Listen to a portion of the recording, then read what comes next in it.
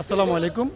আমি দাঁড়িয়ে আছি মহিপাল চৌধুরী বাড়ির ঐতিহ্যবাহী মসজিদের সামনে যে ঈদগাহ ময়দান আছে, সেখানে আমাদের বাড়ির ছেলেরা প্রতিদিন বিকালে তারা প্র্যাকটিস করে, ক্রিকেট প্র্যাকটিস করে, ফুটবল প্র্যাকটিস করে।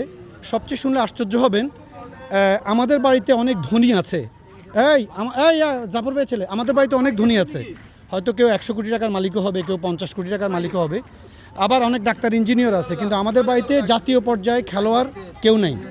আমাদের শাহেদ চৌধুরীর ছেলে আমি কি জানি লাবিব অনূর্ধ্ব 19-এ চান্স পাওয়ার কথা ছিল, কিন্তু এই যে স্বৈরাচার শেখ হাসিনার বিরুদ্ধে বৈষম্য বিরোধী আন্দোলন, এটা যে কত যুক্তিযুক্ত তার প্রমাণ হচ্ছে ও বৈষম্যের শিকার হয়েছে। আমি ওর জন্য রিকোয়েস্ট করেছিলাম নাজমুল হাসান পাপনকে। তখন নাজমুল হাসান পাপনের পিএস আমাকে বলছে জাতীয় দলে কারা কারা খেলবে এটা শেখ হাসিনা সিলেক্ট করে, ডাইরেক্ট বলে দিছে। হ্যাঁ, তো যাই হোক, আজকে সে একটা ভালো ক্রিকেটার হওয়ার কথা ছিল, কিন্তু সে গ্রামে থাকে, তার বাবাকে সে সাহায্য করে। লাবিব, এক মিনিট। লাবিব, কেমন আছো?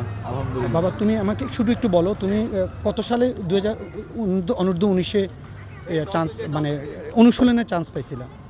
19-এ। তুমি কি ফেনী জেলাতে ভালো খেলোয়াড় ছিল তো, না?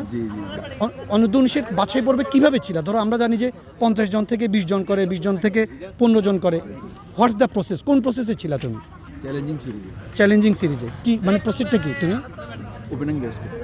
এবং তুমি কততম ছিলা সিলেকশনে?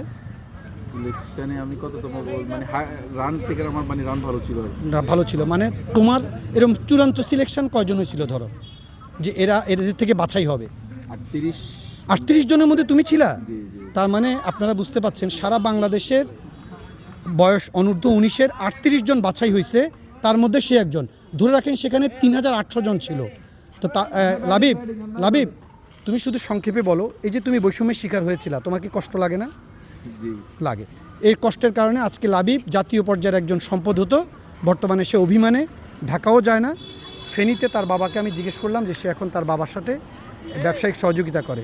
আমরা লাবিবের মতো এরকম অনেক লাবিবকে হারিয়েছি, আমরা আর কোনো লাবিবকে হারাতে চাই না।